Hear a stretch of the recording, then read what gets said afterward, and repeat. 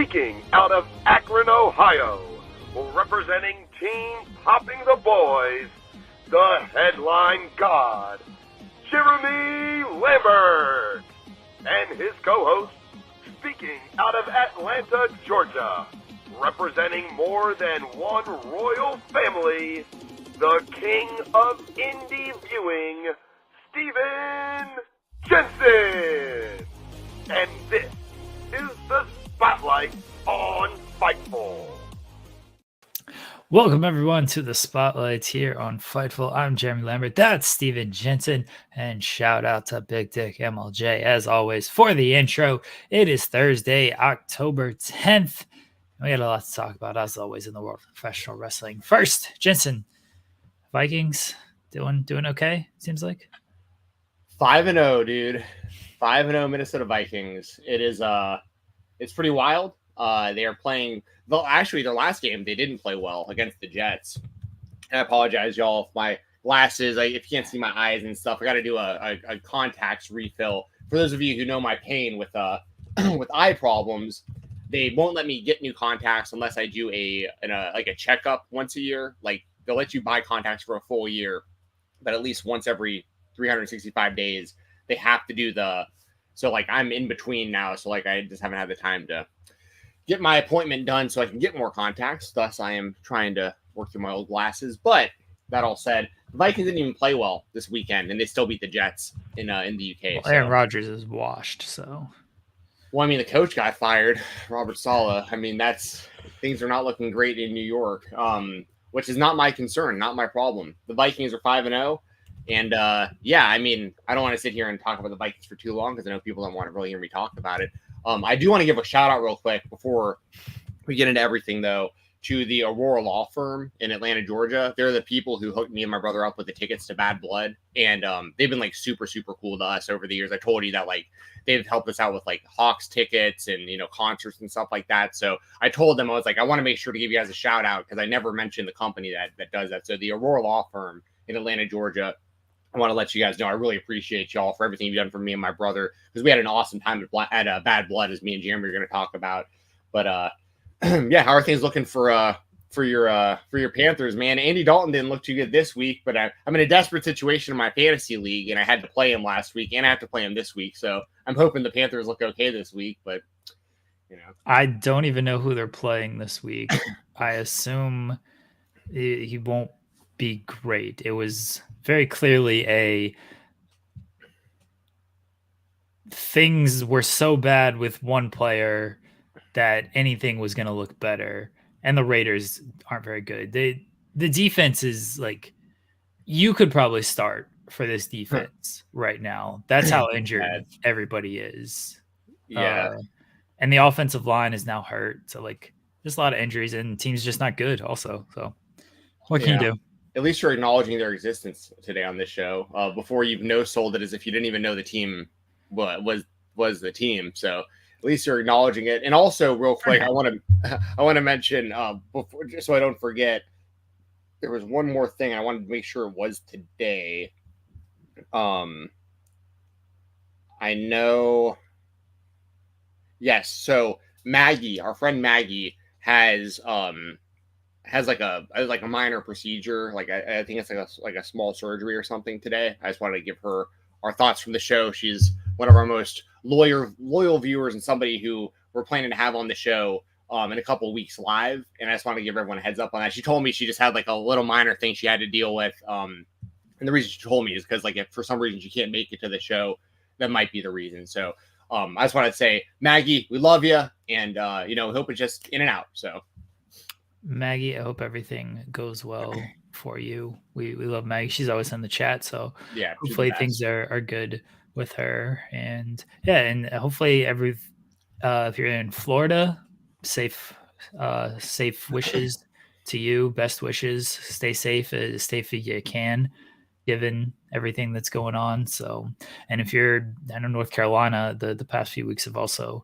been devastated with hurricanes. So the world's not being too kind right now with the East Coast. I don't want to gloss over that either. I do want to put my thoughts, out there as well to everybody affected by these natural disasters we've been dealing with. It's it's been like back to back, which is very, very, very tough. I lived in Florida for a couple years, like a decade ago. I lived in Orlando for a little while, and then Daytona Beach for a little while.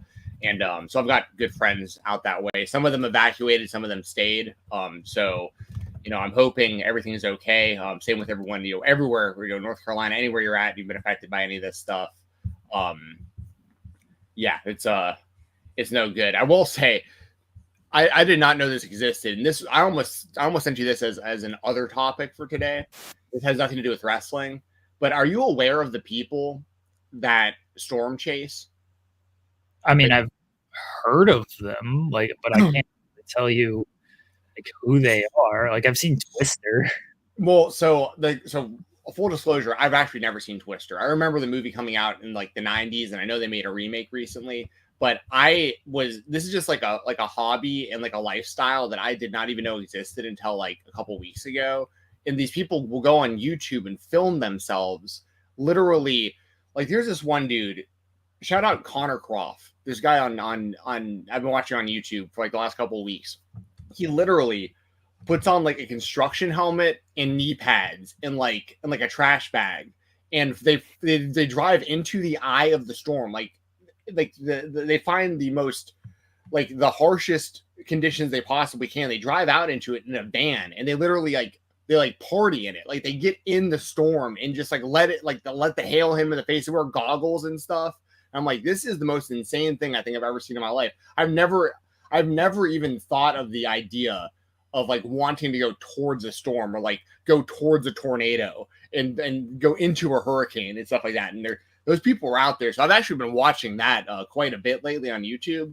So that's the one thing about these hurricanes that I actually learned something new. I didn't even know this lifestyle existed. So I knew people did this. I could not imagine doing that. Not something I would do.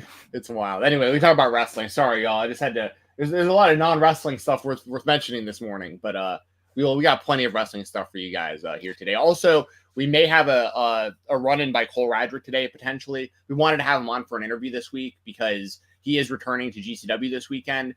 Our schedules, it's hard to line them up. But, Cole's the homie. He's been on the show. Him and Mose are our two most frequent guests. And if Cole can jump on here, great. If he can't, no worries either.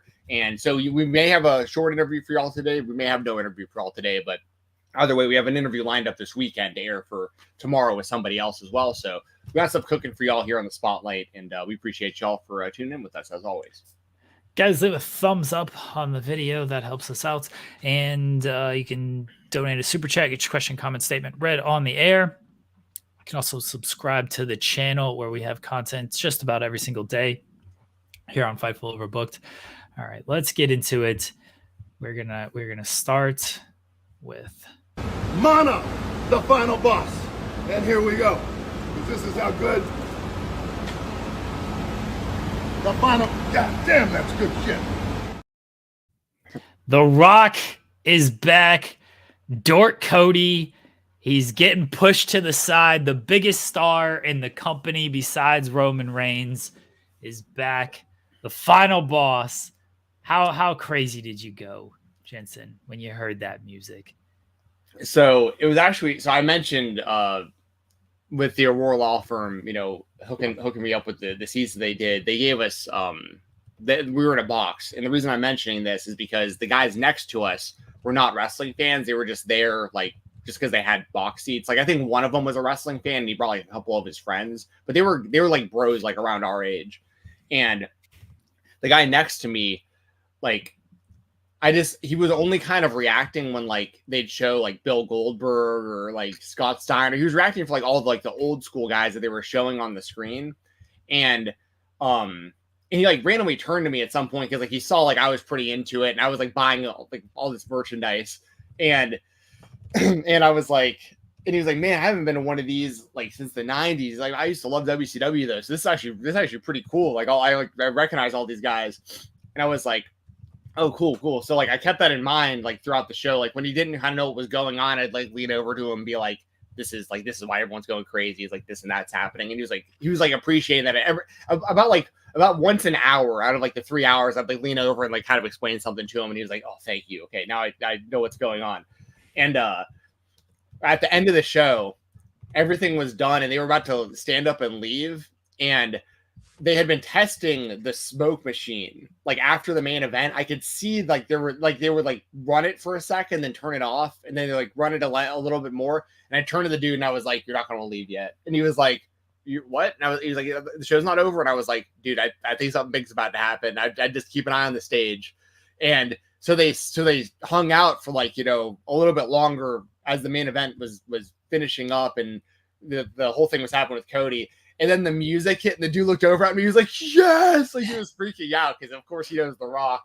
So those dudes had an awesome time. It was fun. Like I love being like in the elements like that. Like as weird as that sounds, like I love being in like a crowd and like nobody knows I cover wrestling. Nobody knows anything about. I'm just like another, which I always consider myself to be anyway. I'm just another fan, just like everyone else. I'm just fortunate to have like some platforms here with like with Fightful to talk about my fandom and mainly indie wrestling and stuff. But like, I love just being in like a crowd of people where like no one knows I'm like this giant wrestling geek amongst all these people and everyone's just enjoying the show. Everyone's just there, just like you cheer for who you like, you boo for who you don't like. No one's fighting each other. No one's yelling at each other and arguing over ratings and TV deals and which company is better. People are just there, just enjoying the show, and even these guys who like had no idea what was going on, like they were having an awesome time just like broing out and watching wrestling. And then they also appreciated that I was able to kind of fill them in a little bit on what they were confused about throughout the show too. So I had an awesome time. I met up with our buddy Gunnar Mathis, who was on the show last week showing off his Cody Rhodes collection. I can't talk about the stuff he's acquired recently, but I know he will unveil those things soon. I have seen them. His collection continues to grow and he keeps getting even more impressive stuff. Gunnar's the man. I did buy a lot of I shouldn't say a lot of merchandise. I spent a lot of money on a couple items of merchandise. I did purchase one of the Cody Rhodes Georgia Nightmare weight belts that was signed. So that was how much did that thing cost? Can I ask that? Yeah, sure. I mean they're $250. Oh, that's not terrible actually. I mean, it's not, but it's not like people watching the show understand, but like to tell like just like one of my buddies who doesn't watch wrestling that I spent $250 on a belt, like that's what I mean, that's a lot to most people. I also I don't know if you can see it above me here. Yep. Look at that. CM Punk. Bought a CM Punk signed promo. I did. Fake hater. I did. Listen, I went and bought that right after the Hell in a Cell match, which we're about to talk about. I was like, dude, that match was awesome. Like, mad respect. And then his signed promos were only $25. So I was like, okay, cool. I'm definitely buying one of these.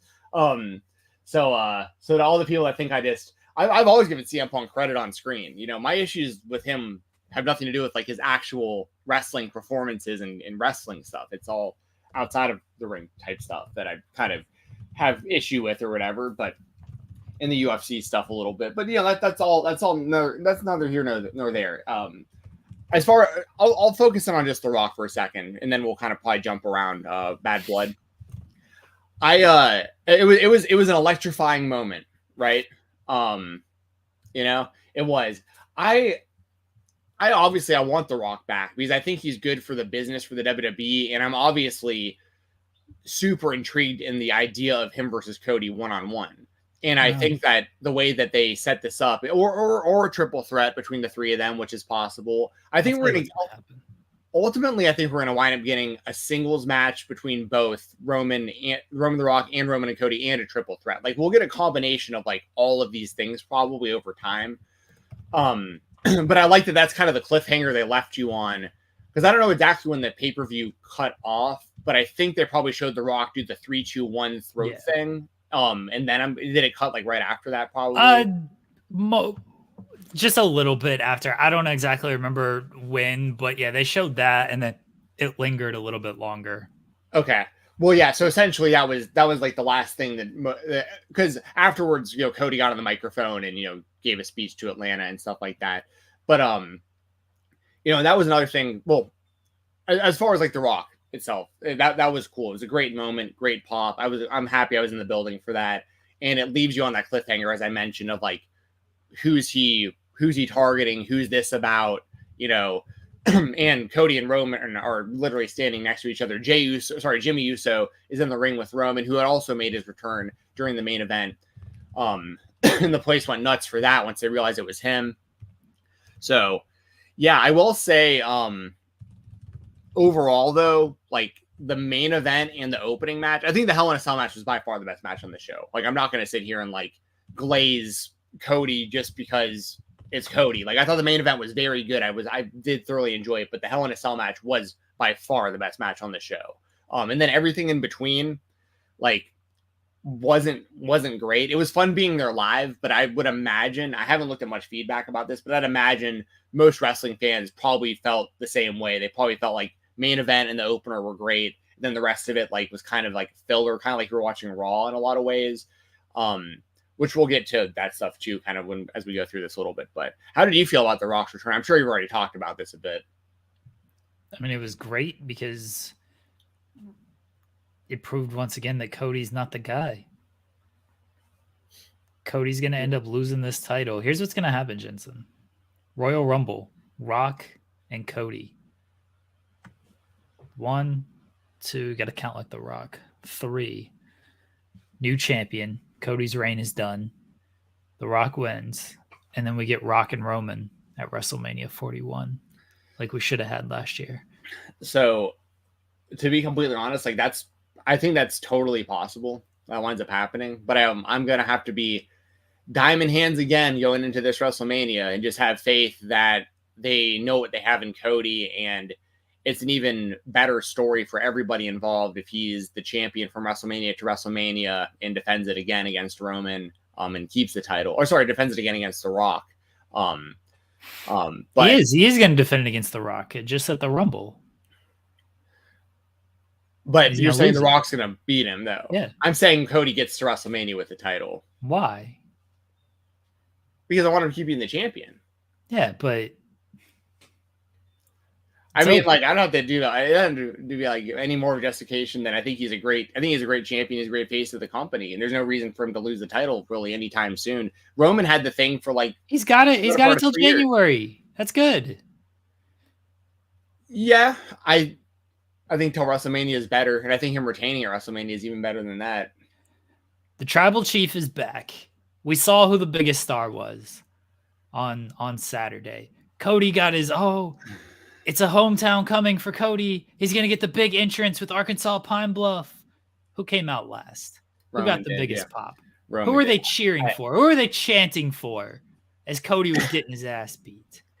Listen, I'm not going to even deny these things. Roman, being in the building, I was a little bit surprised. I was, because you shouldn't have been. I tried to tell you for weeks, Jensen.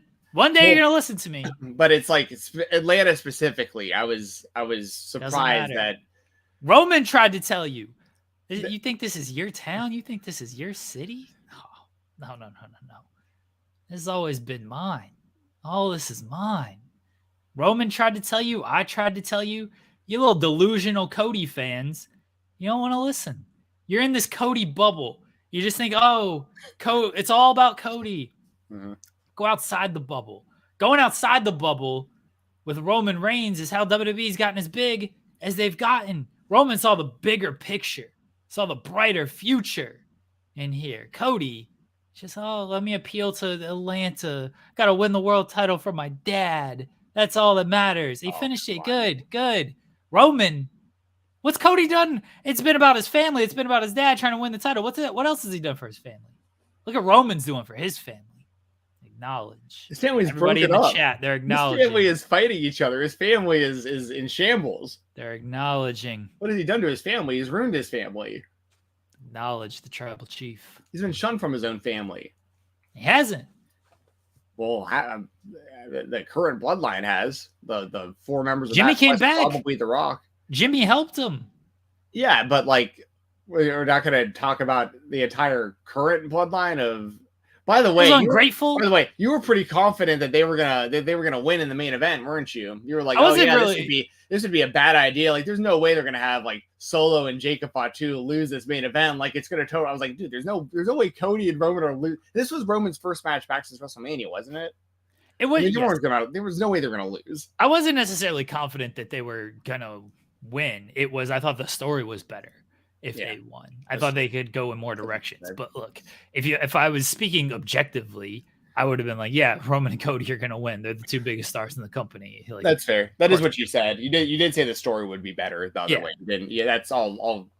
That's fair. But regardless, I did not budge. I did not go down that path of you trying to get that seed in my head. And man, we got some people in the chat throwing up the ones. It is that's right. They know. Acknowledge. Look at all these people acknowledging the tribal chief. I mean, listen. Where's Cody's hand? What's Cody's hand gesture? Stardust?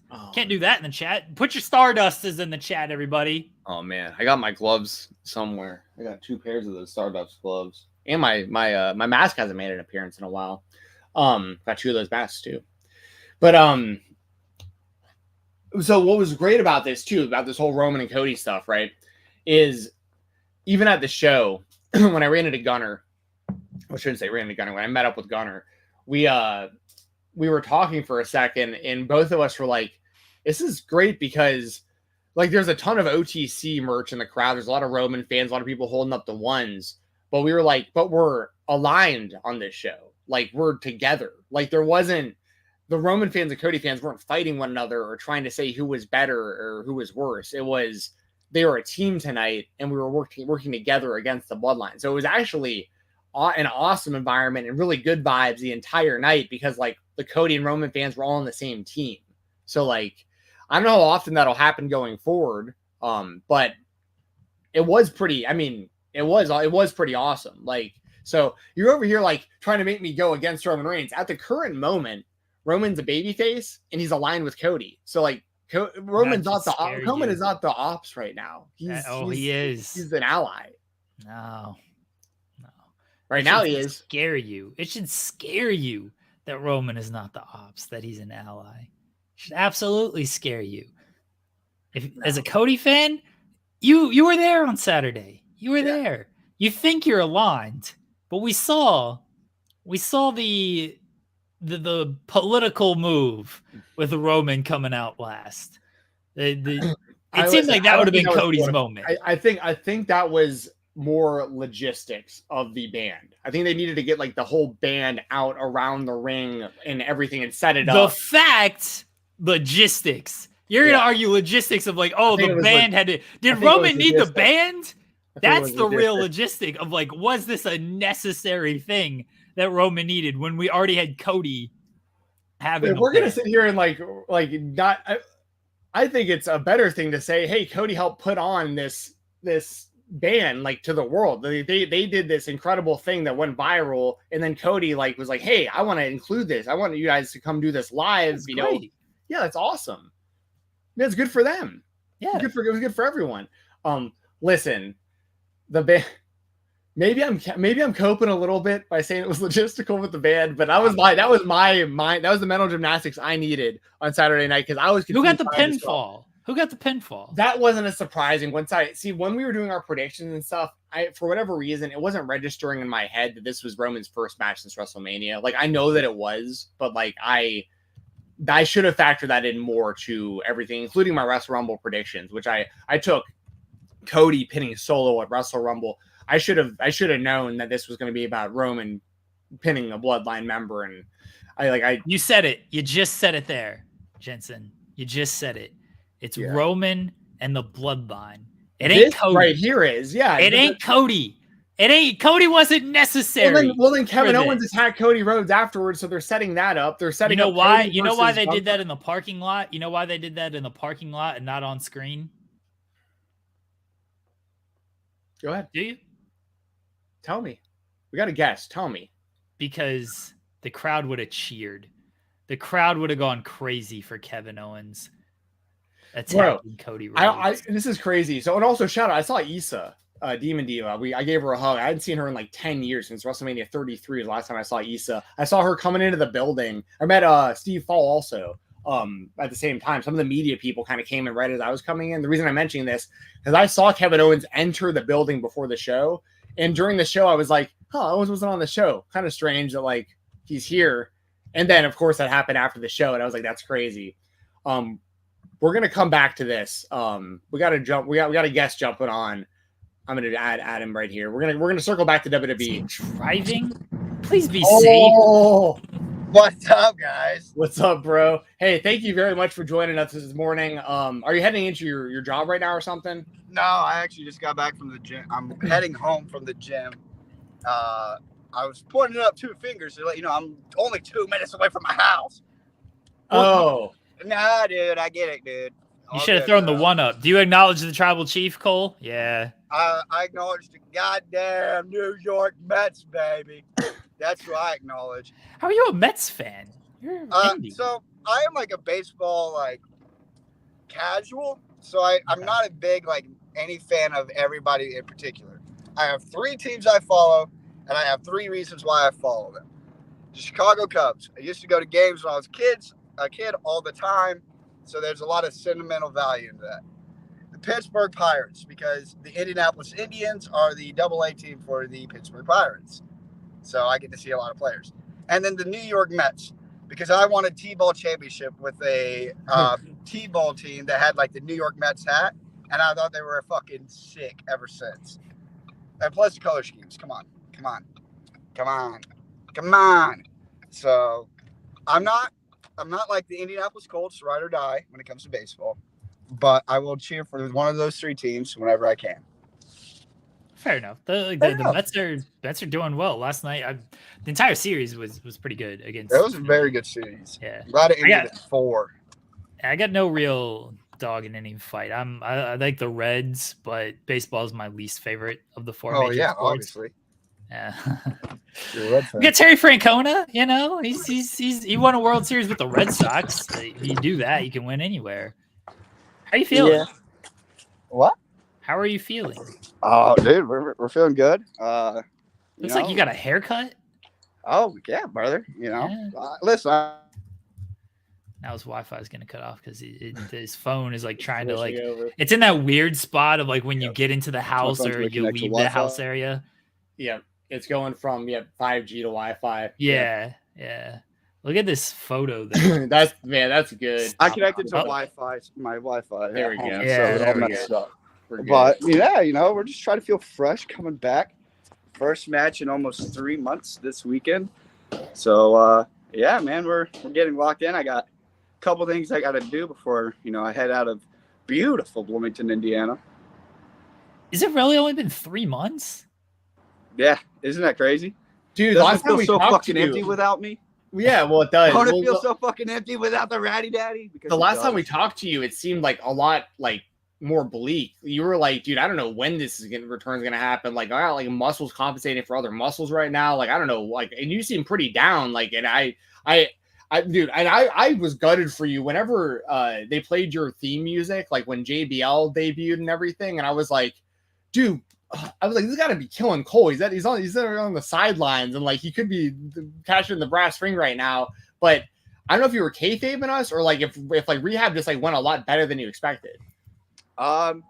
There's always setbacks, especially dealing with something as tricky as leg muscles, because that's a muscle you use literally with every step.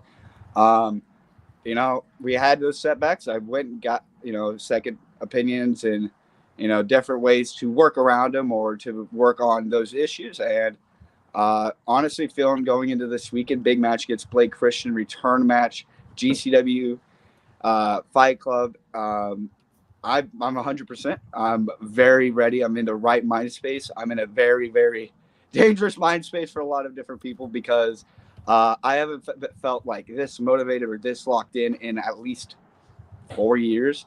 Like what this break did for me was just let me see everything from a broad perspective. And I can't wait to fuck up everybody who thinks anything less than great of me. Well, as you mentioned, you are Jeremy. You're a dangerous man. And you have the GCW brass ring.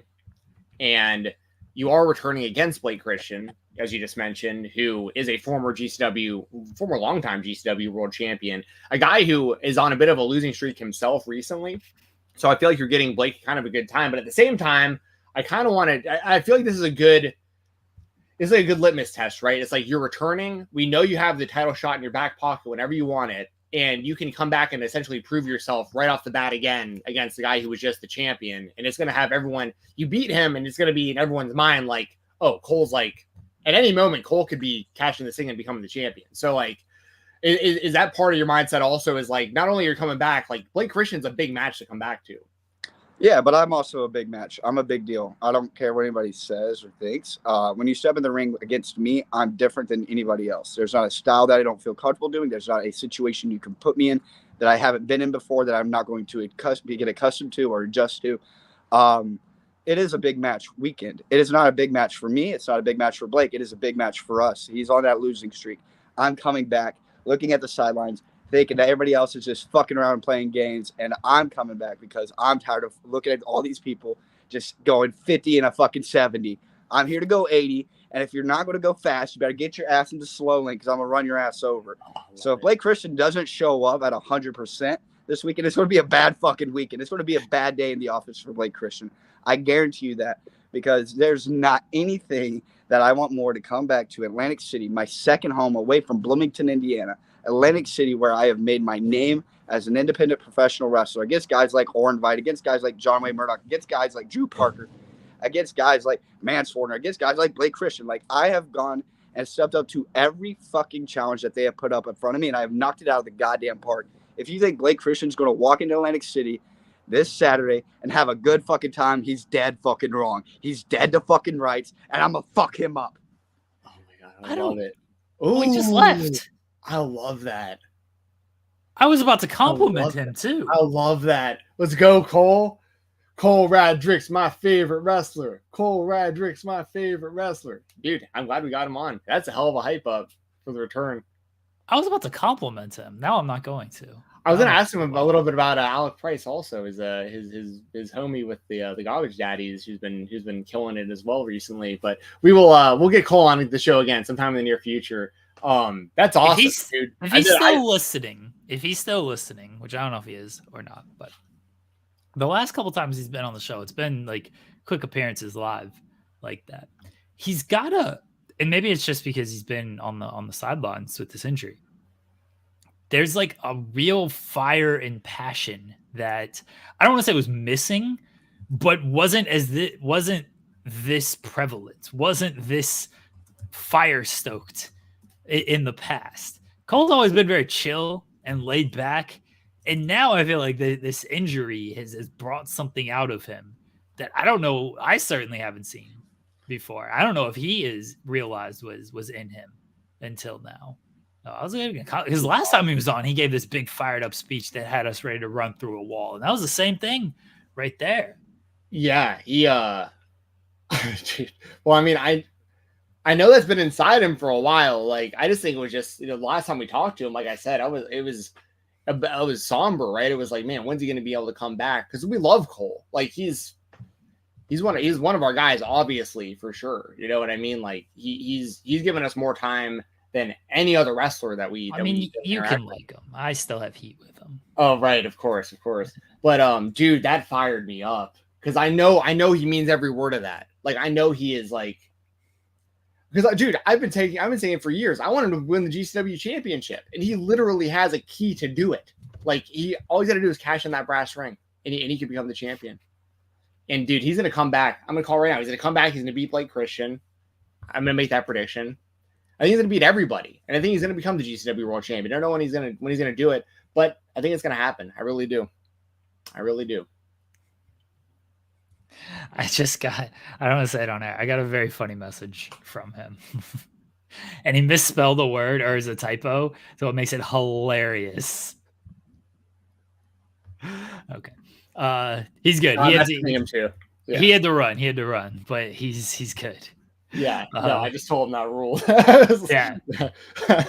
Oh no, Cole's the man. But I tweeted out the link to so hopefully like later on today. Our shows, obviously, we're so early in the morning. We appreciate when y'all are able to join us. We're so early in the morning that most of the people who watch the show watch it on demand after the fact. So hopefully people don't miss what Cole just did there, because I hope GCW takes a clip of that and runs it during his return package or something, because that was, man, I am fired up now. What were we talking about? WWE? We were talking about Cody Rhodes. We were forgetting about Cody Rhodes. We can move on from the Cody Roman and Rock stuff, like, and talk a little bit more about Bad Blood, and then Kevin Owens attacked Cody, and as I said, they didn't want that on camera because Kevin would have gotten cheered, so they did it behind the scenes. That's possibly the mindset. Yeah, I think that's like legitimately probably the main reason that I think that it was a cool concept, though, how they did it. Like, because they did it in an area that they know people were going to be in. Because where that took place is literally like a good amount of the people leaving the building had to be in that area to leave. So like they set Cody and Kevin up. Let me put it this way: mission accomplished. Like I think that they knew, hey, we'll do it right here. People are going to whip their phones out. We're going to get it. Basically, this news is going to break from fans instead of on the show. And I really like that. It's another wrinkle or layer in this whole, new ownership of the WWE TKO group thing, where like they're shooting things differently with like the drones and the cinematic stuff. And like, this is a part of that to me too, is like just thinking outside of the box and having a major heel turn happen not even on the show and relying on the fans to spread the word about it. I think it's innovative, and I think it's very smart. It's cool that they're coming up with new ideas and new concepts and new ways of doing things that in my opinion are working really well. Yeah, but to your point, I do think part of it was they didn't want Owens to get cheered by turning on Cody, because the fans do like Kevin, and they've been waiting for him to turn for so long that it would have gotten a pop. So I think you're right about that too. And it's also because Cody just can't garner. Dude, you got to get past the trolling on this. But anyways. The rest of the Hell in a Cell, or not the rest of the Hell in a Cell, the Hell in a Cell, the rest of Bad Blood. I said that should have closed. I understood why they went with Cody and Roman, especially because they had the Rock's return. But man, that should have closed. That was by far the best match on the show. And it looked like they went out there and just had the mission of like, yeah, we're going to good luck following this, everybody. Yeah, by far the best match of the show. I can't say enough good things about what I saw in all of that. I mean, some of those spots were just so nasty, and like Drew getting busted open. I figured it was legit, but I think it was the toolbox, because like he looked like you whacked him with that thing. I'm not even like putting blame on CM Punk, you know what I mean? Like, things happen.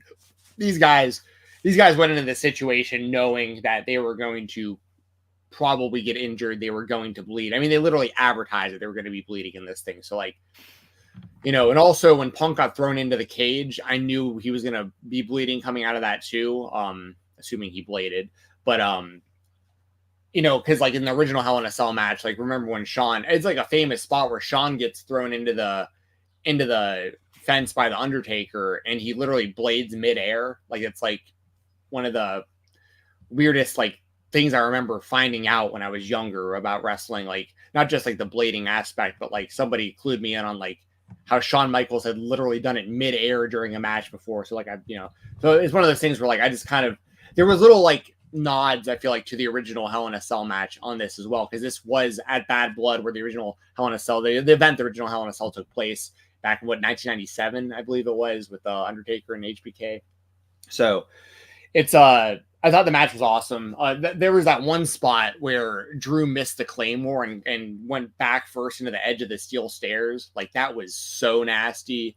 But yeah, this match was great. And, I said it in my predictions. I did it for Wrestle Rumble too. I did choose CM Punk to win the match. And I was correct about that. I thought the finish was really well done, with Punk putting the chain around his knee and all that stuff. Like, yeah, I mean, well, it was like a half-hour long match, so it's like we can sit here and like break down everything. But I thoroughly enjoyed it, and I have no problem saying that it was easily by far the best match on the entire show. And if this wasn't in Atlanta, Georgia, and Cody Rhodes and Roman Reigns country, with Roman Reigns' return to the company and all this stuff, and The Rock coming back afterwards, this match, based on the match itself, it should have been the main event. I'm totally fine with, admitting that. So I think The Rock coming back was the bigger thing. You can't do The Rock opening this show. I think if it was just Cody and Roman and you just do a straightforward match, Jimmy returned fine, but you're just kind of doing the match, I think you should have opened with it.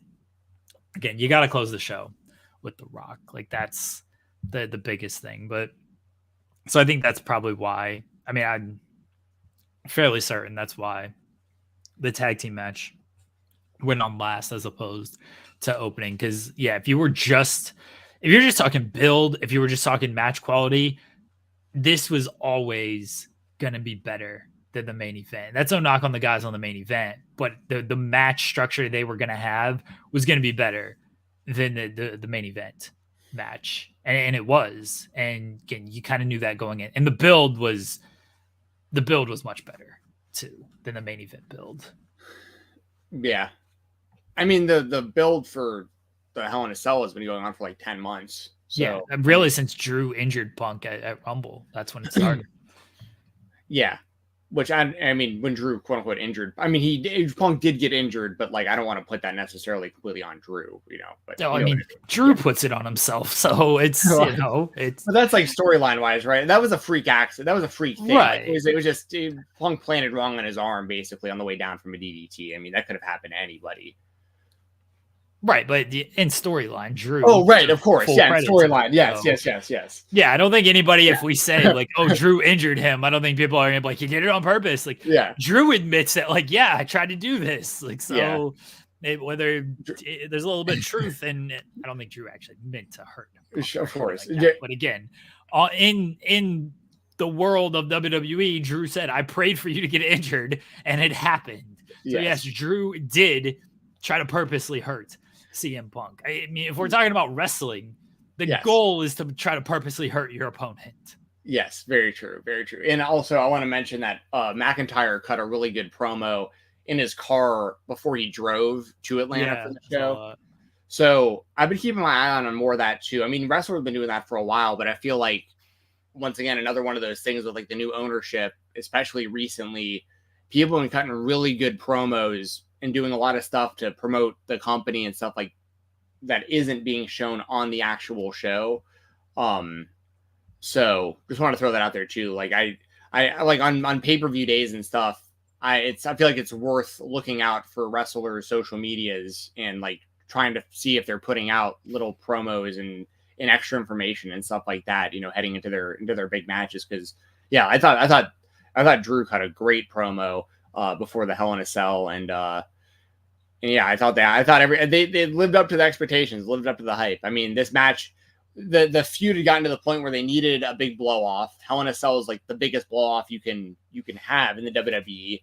It's a match that the last Hell in a Cell that I really loved was the Cody Rhodes and Seth Rollins one, because of the spectacle of like seeing Cody with the injury, like fight through that. But in recent years, it had obviously just become like a yearly pay-per-view. Like, it's this time of the year, so it's time for Hell in a Cell, and they would just have to like try to fit like, whatever it is, like, square pegs into a circular hole or whatever, and they'd have to like just try to make things work to be like, all right, well, Hell in a Cell's coming up, so we need to figure out a way of making this a Hell in a Cell match. Things have gotten to a point where there's nowhere else to go. We need to bring in Hell in a Cell to settle the score. And not only that, we're going to bring back a classic pay-per-view that people have wanted back for a long time that also is synonymous with this exact match. So it's like, it's all just made sense. Like none of this felt forced, and it felt like an actual finish to this story and everything. And I don't know how long it'll be before Drew's back, because I don't think, has he been seen since? No, it wasn't on Raw. Went on Raw. So, I mean, I know he's got like staples in his head and stuff too. So like, I mean, this would also be a good time for Drew to, maybe step aside for just a little bit, re-heal, regroup, refocus, come back and do something big on his return. And they're already setting up Punk and Rollins going forward, which we expected. I do think that's going to be a WrestleMania match, as it was supposed to be last year. So, yeah, I mean, I enjoyed all of this. They had to. I mean, Punk talked a lot about leading up, even Drew, but bringing Hell in a Cell back to Hell in a Cell, because it became an annual thing. They did a whole pay-per-view, and it's like, oh, here's the Hell in a Cell for the year. And it did lose some luster. She was just like, all right, well, we've just hit this month, so we got to have a Hell in a Cell match. I like that they haven't done one in a while, and this one, you certainly needed to do it based on the feud. And it was not only you needed to do it, but they made it feel special of, this is a violent match that takes years off of your career, instead of, hey, this is a match, but there's this giant cage that we'll sometimes use, and hopefully people pop for the cage spots. They didn't go up top or anything like that, which I was a little surprised at, because once everybody saw the, you see the climbing holes in the cage, like, well, they're definitely going to climb. Like, no, it all stayed in the cell, which was good. That's the point of a cage match. That's the point of a cell. I know sometimes it makes for a grander spectacle when you go up top and do all this stuff, but back to the old days of wrestling, the cage is to keep people in and keep other people out. So it was nice that this actually stayed in, and there was no run-ins, because literally every other match had a run-in. Was there anything from the rest of the show? I'm always curious with the live experience, because watching at home, it's a 3.5 hour show. There's 5 matches. There's a lot of downtime. And when I was at SummerSlam, it was the same thing. It's a 4-hour show. It's a lot of downtime, but when you're there live, the downtime doesn't feel like it's that much. But when you're watching at home, it definitely, you notice all the downtime and the commercials and stuff. So to be fair, first thing I want to address real quick about the cage, and I'm not going on up top. That was a Wrestle Rumble prop question, and whether or not they would go on the top of the cage. My brother was filling out. I got him a Wrestle Rumble entry. Excuse me, and he was filling his out while we were there before the show started. And my brother literally said, because we can see the Hell in a Cell above hanging above the ring, and he was like, "Will anyone go on top of the cell?" And he looked at the thing and he goes, "CM Punk can't climb that." And he shows no, which I thought that was pretty funny. But as far as the rest of the show, the downtime and stuff, I honestly didn't notice it at all. But this is because I was fortunate with the seats that we had, where any downtime, I was either running over to the merch stand, or getting in getting food, or whatever. So for me, the pacing was great. We didn't seem like too much downtime, and even I will say this, it feels like more downtime when I went to Raw most recently in the same building a few months ago. That felt like a lot more downtime, because you're also having to account for commercial breaks and people's entrances during commercials and all this other stuff during the TV show. But the pay-per-view pacing, I felt at least in my own experience, it felt like good pacing. I didn't feel like I was sitting around, twiddling my thumbs. And even in the quote unquote downtime, we wound up getting stuff like Bill Goldberg, facing off with Gunther and stuff. It was unexpected, or during downtime, we were showing Diamond Dallas Page in the crowd, and everyone's doing the Diamond Cutter, everyone's throwing these up with DDP in the downtime and stuff. Bill Goldberg's walking around the arena, putting his fists up, and people are chanting Goldberg in the down. So it was they had stuff kind of going on in the downtime that it didn't feel like a long drawn out thing to me. Yeah, that's sort of what I experienced at the live shows as well, is you don't feel the downtime as much at home, where it definitely feels a lot more noticeable. Anything else from the show that you want to talk about? Yeah, I thought Nia Jackson Bailey wasn't very good, but I really like Nia as the champion, and I think she's improved drastically since her first WWE run, before to her return to now. I just don't think the match was very good, maybe a little longer than it needed to be. And I like both women a lot. I just felt like it didn't click like I wanted it to. Damian Priest and Finn Balor I thought was fine, but I feel like we could have seen that on any Raw. But once again, I like both guys. I'm not really complaining. I just understand that I think a lot of people kind of feel the same way. And then the Rhea Ripley, Liv Morgan thing, I think we were all expecting Dom to be above the ring in the shark cage, so it was kind of weird that he was to the side. But I was really surprised when he fell out of that thing and he was hanging by his ankle, and especially for how long he was hanging by his ankle. I feel like that might have been a bit of a mistake. Maybe not, but like it felt like that was a long time he was hanging upside down by one leg. And one of the last thing my brother mentioned that I remember that I just thought was funny was, so the end of this match fell really flat when Raquel Rodriguez came out and did the attack. And I don't know if they showed this on camera or not, but she actually pulled Liv on top of Rhea after the match was over. And like everyone was confused because like the match had already been thrown out. But the next night on Raw, I was watching the show. My brother was over again. And when they showed Raquel Rodriguez, my brother goes, "Oh, is that the cooler?" And I was like, "What do you mean?" He was like, "The girl who came out last night and cooled the whole crowd down." I was like, "Oh, damn, dude." I was like, it was that noticeable to him. That was the lowest point of the show, was like when that happened and the whole crowd was just dead because like nobody understood what was going on. And everyone loves Rhea and Liv, and the Dirty Dom stuff is like super entertaining. But I feel like that whole thing was just a giant miss and like the lowest point of the show, unfortunately. So there was a lot of like, just kind of, it was a two-match card. It is what it is. Like the main event and the opener were awesome, and the opener was like incredible. Like the Hell in a Cell was worth going to the show alone. Like just to be in the building for that match was worth being there, in my opinion. But you know, I don't think I'm saying anything that's like too wild or people wouldn't really agree with. It was just, you know, that's honest truth. Opener and the main event were great. Everything else was, I feel like we could have seen on Raw. When it comes to the shark cage, I actually had this thought before, and it made sense to me of why it was off to the side of, you have the cell. How are you gonna like also string up the shark cage with the cell? Like it never clicked with me of like, that's because if you lower the cell, the shark cage is gonna lower. So then the shark cage is in the middle of the ring as well. So I always thought that the shark cage, they couldn't do it above the ring because the cell is above the ring. There's just no way. I just don't think it was possible to, unless you literally put it up in the middle of the show, which so it made sense that it was off to the side. That spot looked very like it was obvious that he fell like on his own essentially, and he was supposed to catch and get hung up there. It looked very cool, but he did dangle for a little while there. I assume it was all safe and like they pulled it off. Good on them. Yeah, the Raquel Rodriguez thing was messed up because it seems like Liv was supposed to win, but through the interference with the referee, it was so blatant that the referee was like, "Well, kind of gotta call for the bell here." Oh, yeah.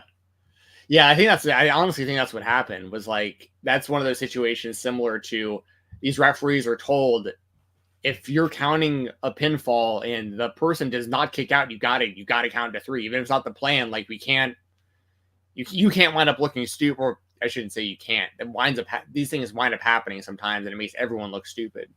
But you know what I mean? Like I think that was the scenario was, what's the referee can't just ignore that it all happened right in front of him, so he called for the bell. I think that's exactly what happened, and I don't blame the ref on that, by the way. Which is honestly good. Like I'd rather that than, because it didn't change anything at the finish. If you think about it, like Liv still kept the title, which was the whole point coming out of this anyway, and it still proves Ripley's promos don't really change, because her promo was like, "You can't beat me. You can't beat me without help." Like, even if Liv had pinned her, it's like, okay, you pinned me at SummerSlam, Dominic turn.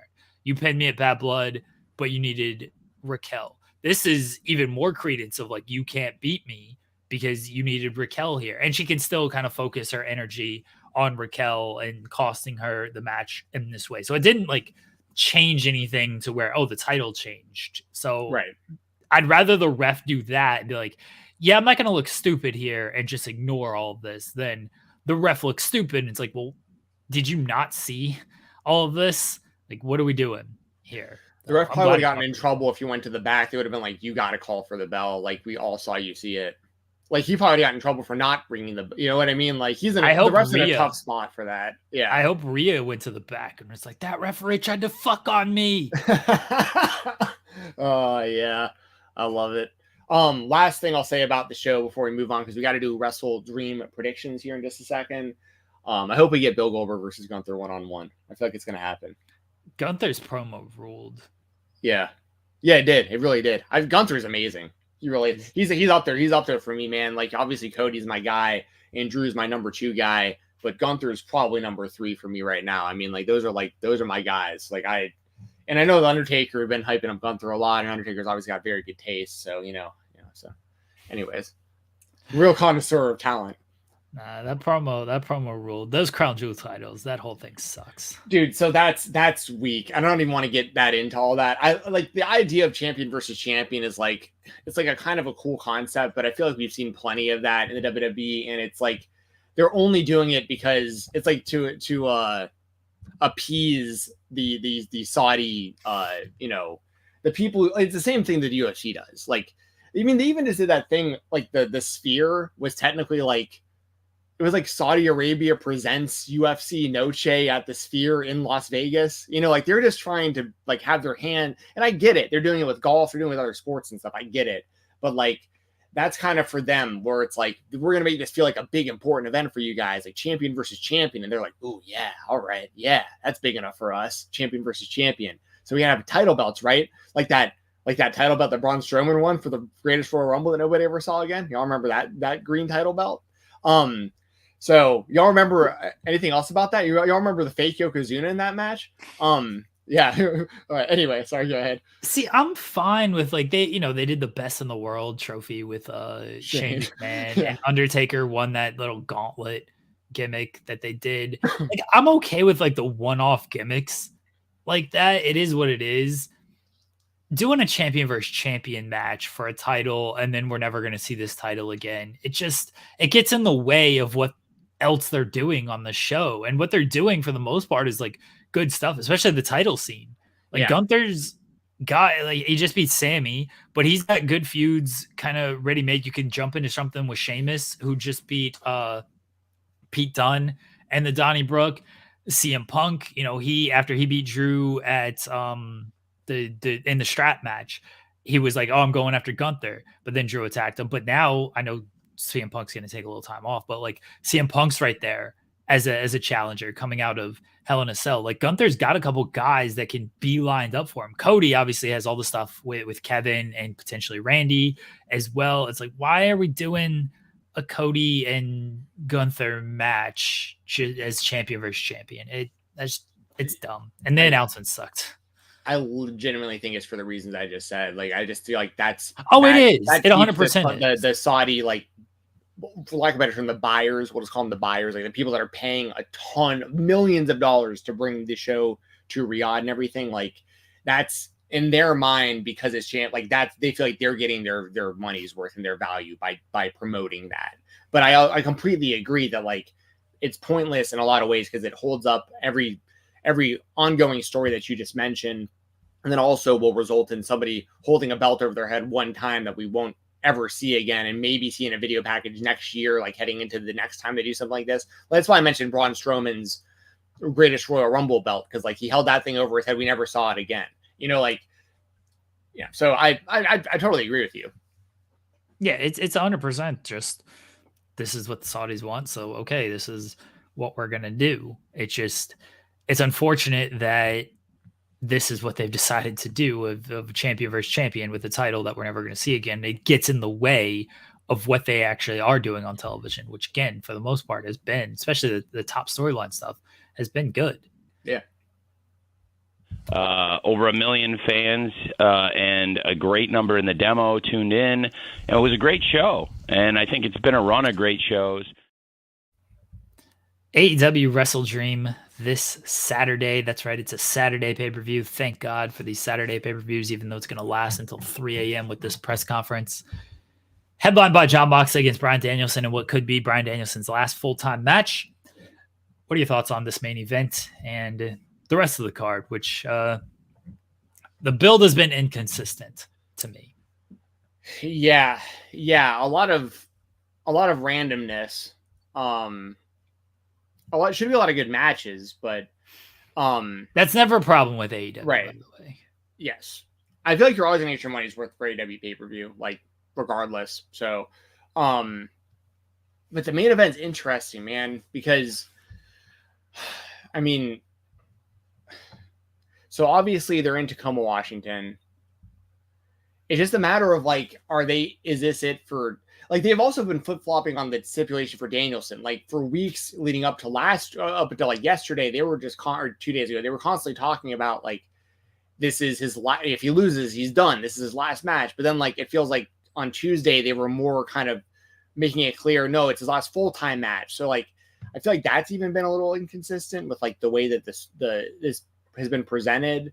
But that, I don't, by the way, this is a good thing that I don't know. Like, this is a really good thing as a wrestling fan that I'm so torn on this, because I feel like Danielson should have a longer run with the title, but I also don't know how banged up he actually is, how much he like needs to take time off, how much he wants to go part-time.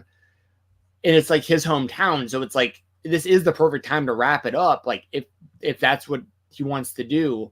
And they've built this whole thing with Moxley and this new group.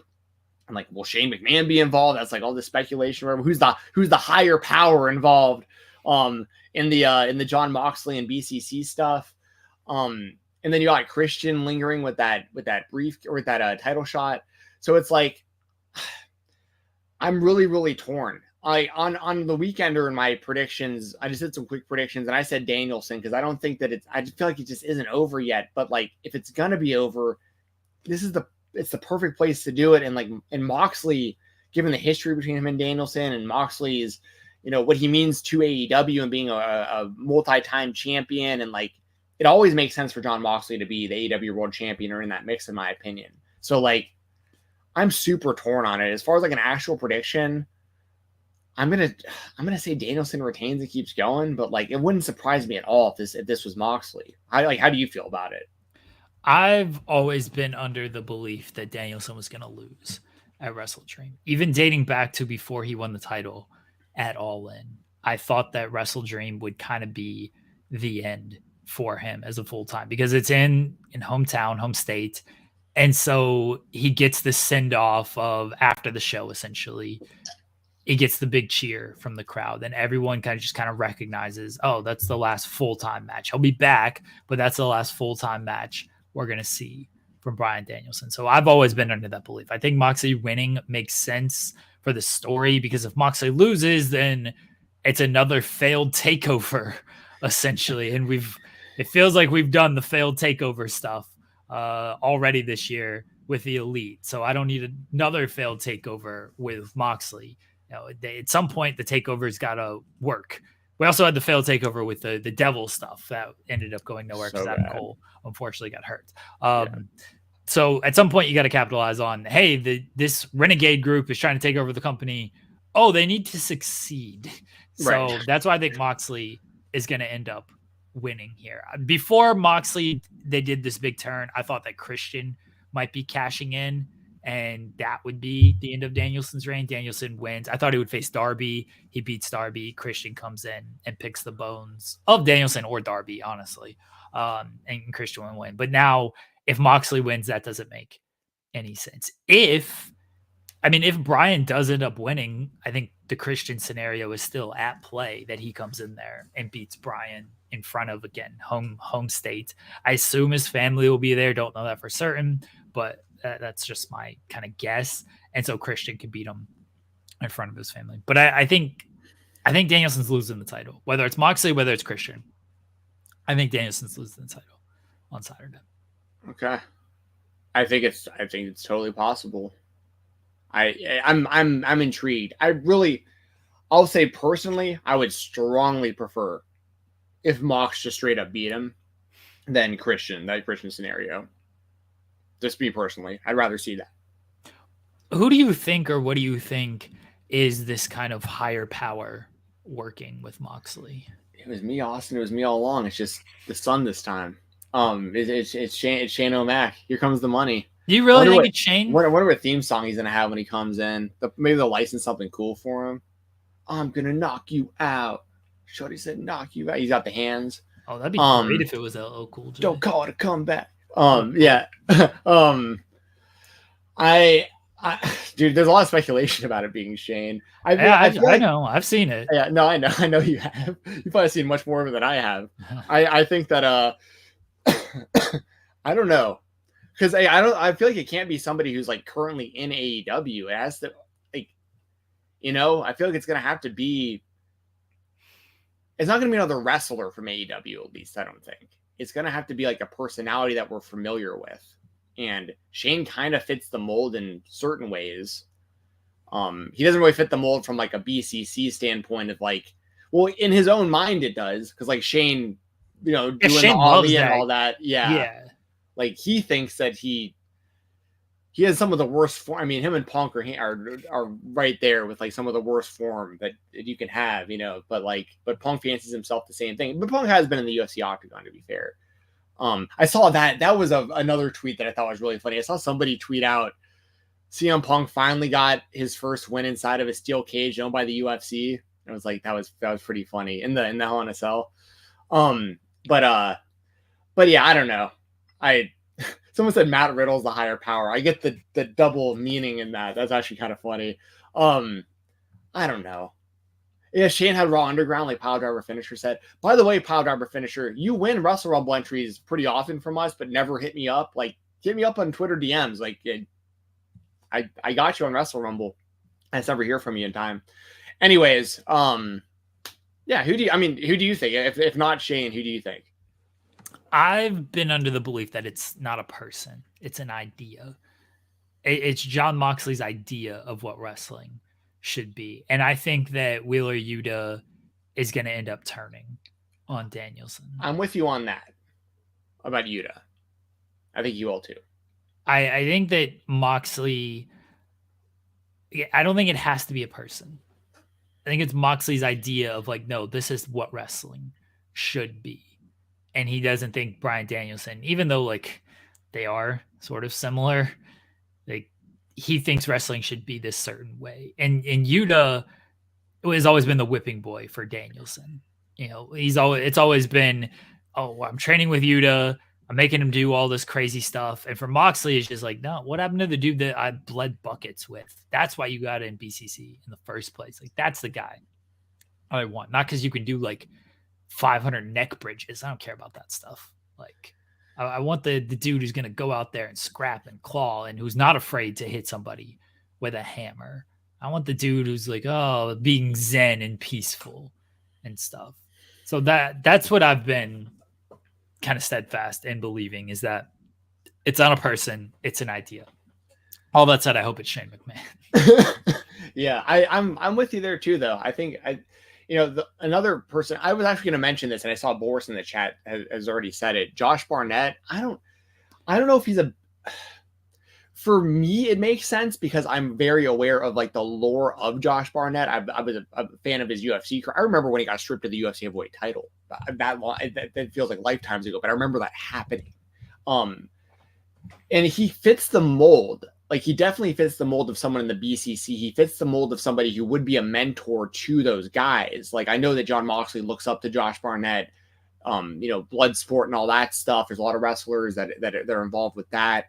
More his pupils, like one of his main pupils is Shayna Baszler, who's obviously in WWE, but like, Barnett has a little bit of history with AEW. I could listen. That's one where like, I don't know if the overall AEW audience, if it would hit how it should, because I don't know if all of them would get it. I would get it though. But I don't think it's him, but you know what I mean? Like, me and you would understand because we know the history of Josh Barnett and MMA and in pro wrestling, but like, I don't think he's a big enough name in like the AEW universe for like their overall fan base where like I don't think that would hit like they would want it to. So I doubt that that's it. I don't know. Like, I've seen people say Barnett, somebody in the chat saying Sami Callihan because of the Switchblade conspiracy trademark that like became official and everything. I don't think that really hits too well either. It's like, oh, okay, Sami Callihan is the guy. I think Shane is the guy who hits. The problem with Shane is like, why, and my wife pointed this out, why is John Moxley listening to Shane McMahon? Like, right.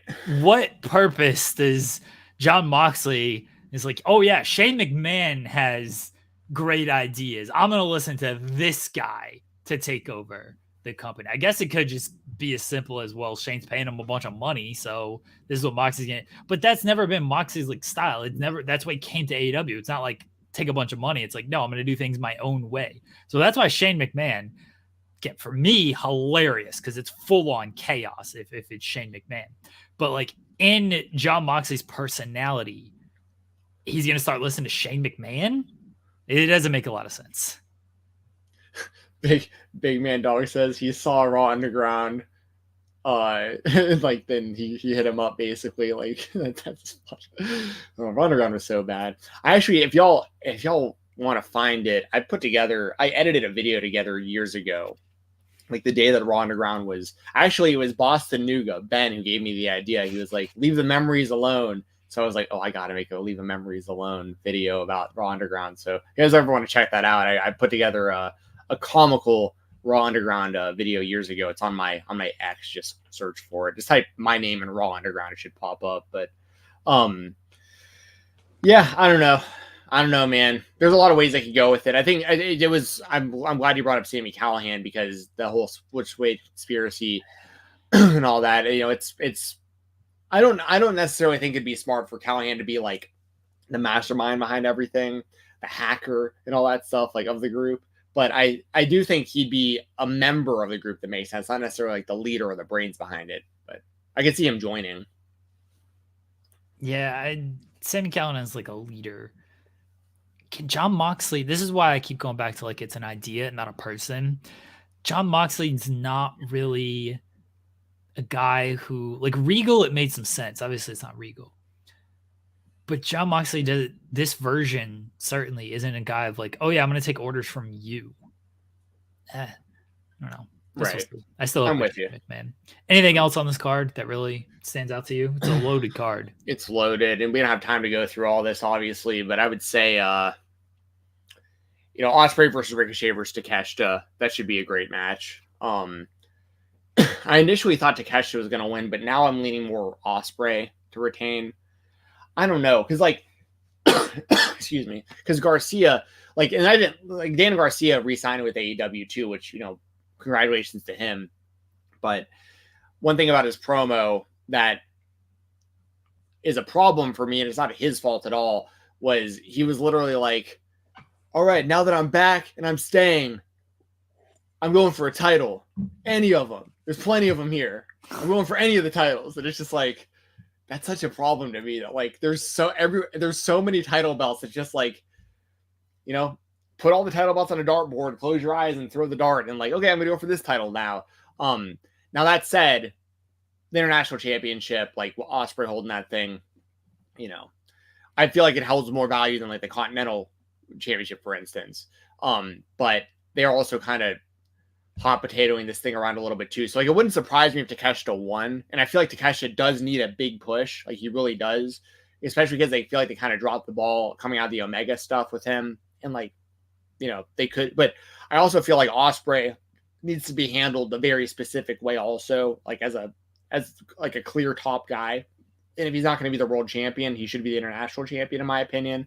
I don't see Ricochet winning this thing. It's nothing against Ricochet. I just don't see him winning. And we're going to get Ospreay Ricochet again one-on-one at some point in probably the near future, I would guess.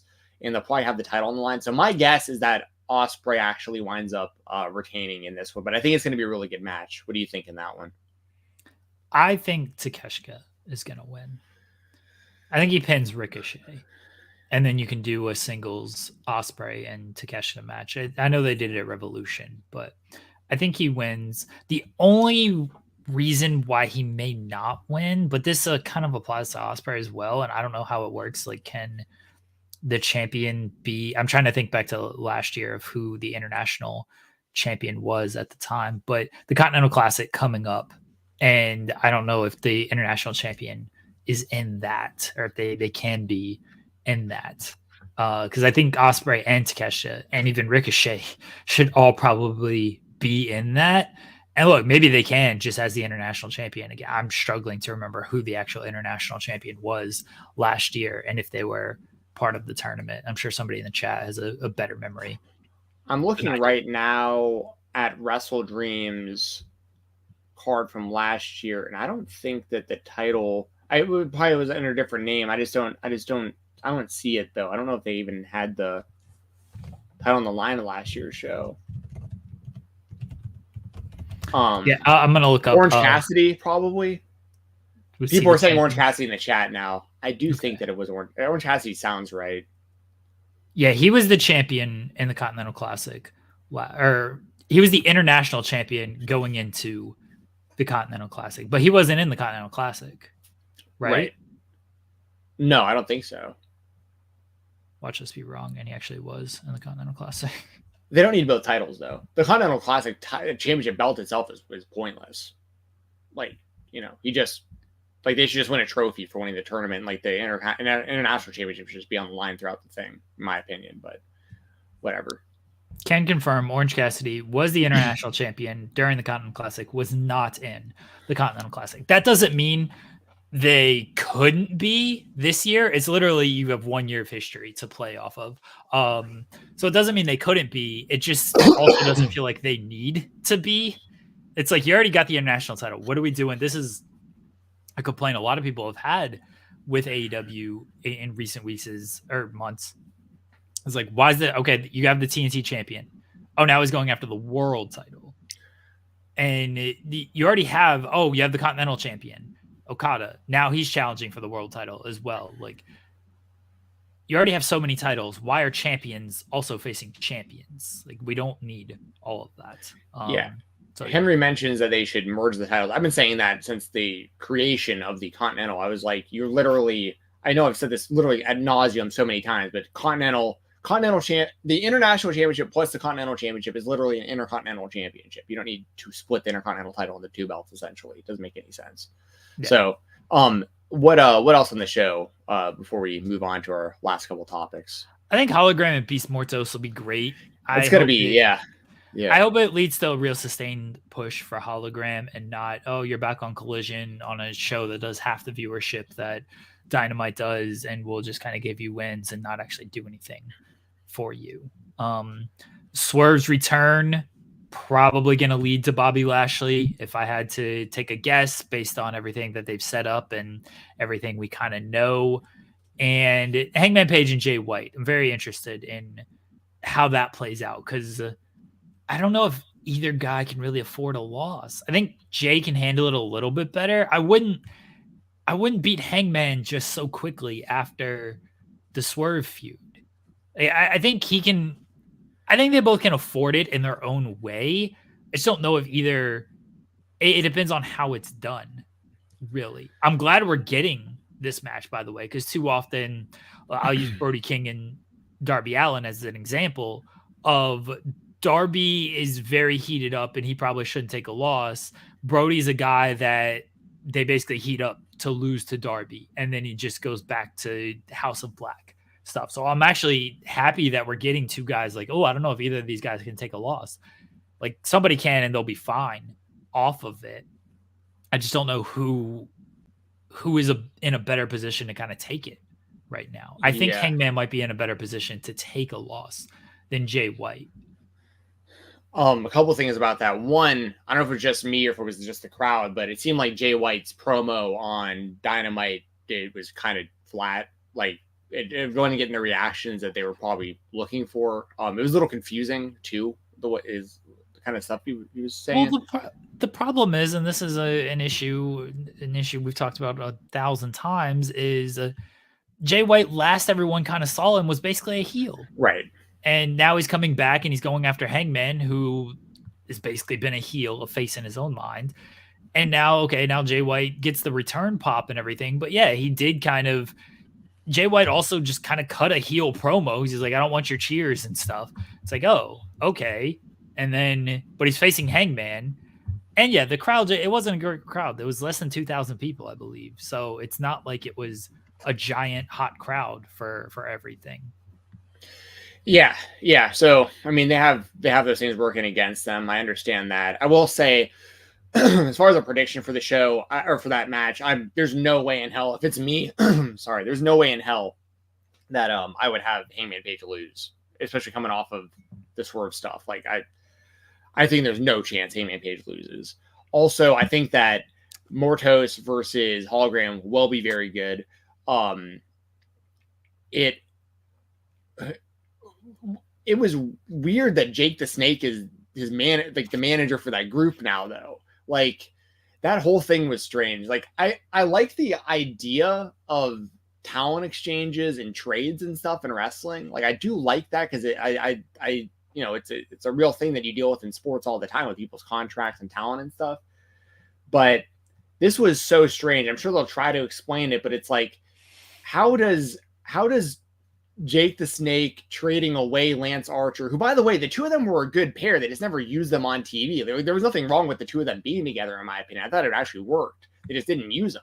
So, like, you have Jake the Snake give Lance Archer to Don Callis, but then somehow Don Callis has facilitated Tralistico, Roosh, and Mortos to... But he wasn't managing them in the Don Callis family, but he facilitated the move for, and then also, I don't see any similarities between like that group and Jake the Snake, though. But what I think could benefit is that, you know, him as a mouthpiece for those guys. Like I do understand that potentially being a good thing. Like he can hype the group up in the way that he cuts his promos and stuff and make the team seem really menacing and dangerous and stuff. So, but it was strange. I think the Hologram and Mortos match is going to be good. I've been a long time Black Taurus fan before he was even Mortos. Like I've always thought that guy was super talented, and Hologram is Aramis, same type of thing. So it's like, I think the match is going to be fire, but I was pretty confused with the whole trades and all that stuff and how Jake the Snake is now their manager and stuff. It just seemed kind of random.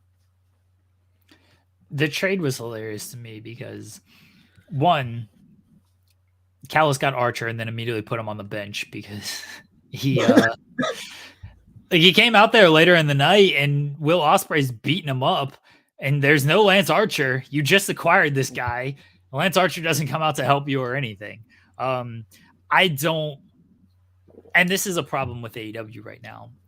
I'm gonna have a hard time getting invested in this Jake Roberts Roosh pairing until they give me more than 1 week of them actually being on screen together. Because based on everything we've seen with Jake Roberts in the past 2 years, based on everything we've seen with Roosh in the past 2 years, they'll do something cool for a week and then they won't be on television for a month. So I'm going to need them to actually be on television together for longer than 30 seconds before I start fantasy booking. Oh, Jake Roberts can do this, this, and this with them. I just feel like Jake probably won't be on the show anymore. And this was just, hey, we want to get Callis with Archer. This is how we do it. And then here's how we make sense of why Jake Roberts would give him up. But then Jake Roberts isn't actually on the show. Yeah, I mean, that's very possible as well. Sorry, I'm trying to get my camera to focus a little better. But yeah, we can move on to our other couple topics real quick before I got to clock in for my shoot job. I am looking forward to WrestleDream, though. I will be watching it. Also, on Saturday night, there's going to be GCW Art of War Games along with Cole Radrick's return, which we talked to Cole briefly a little earlier in the show. So it'll be a big Saturday. We're recording an interview that afternoon. Unless plans fall through, we should have the Rebel Starbuck on the show. I talked to him the other night, and everything seems a go for that. So we should be recording an interview on Saturday for y'all, and then I'll be watching wrestling as you will too all night for GCW and AEW. So it should be a fun weekend. Can you go to the indie spotlight real quick before I got to go? I'm gonna give a big motherfucking shout out.